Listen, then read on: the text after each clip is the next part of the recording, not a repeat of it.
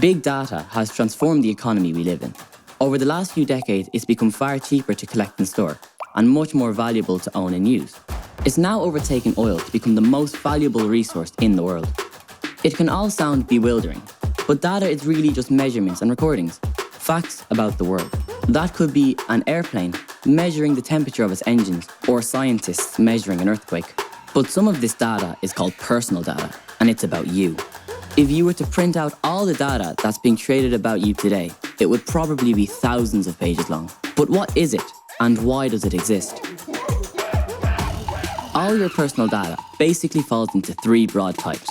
First is the data you give to companies yourself. Your address to a takeaway company, credit card details to Amazon, your name and age to Netflix. You know about all this already. Less visible to you is the second category.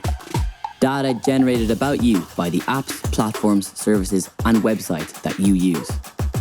Uber will collect thousands of GPS coordinates from your phone whilst you have their app open. Amazon will time how long your Kindle reading sessions are and every search you make on their site. Websites will drop small files called cookies onto your computer to keep track of what you browse and how long for. Most mysterious is the third category. Data about you that has been generated from other data about you. Companies might have tried to predict what type of clothes you like, where and when you go on holidays. They might have given you a green score or indulgence rank.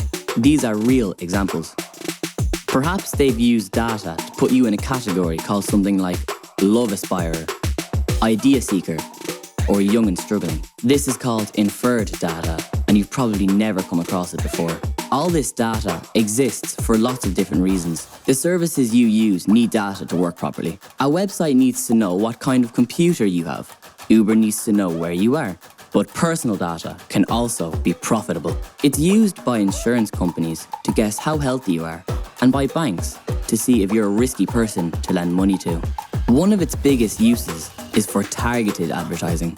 Different parts of your personal data, social media, browsing, consumer history, can be joined up to give advertisers a sense of your interests, what you want, and whether you can afford it. Targeted advertising means we don't have to pay for services like Gmail or Instagram, but it also raises a number of ethical questions which continue to be debated today. Personal data can tell a lot more about you than many expect. In a famous case, a US supermarket used data to know a shopper was pregnant before her own father. But on the other hand, data about you might be completely wrong, unfairly flagging you as a lending risk, for instance, stopping you ever getting a loan to buy a car. It's also extremely difficult to know what data is generated about you, what it's based on, and how it changes hands. Personal data is joined up, bought, sold, and packaged by an industry of brokers, enrichers, and compilers that have remained largely unknown to the people whose data they trade. This means that we often have very little control over what data is collected and what happens to it after that.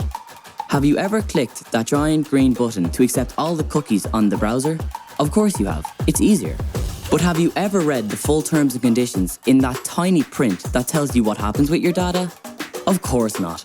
The good news is that a law called the General Data Protection Regulation now gives you more rights to know how your data is being used and why.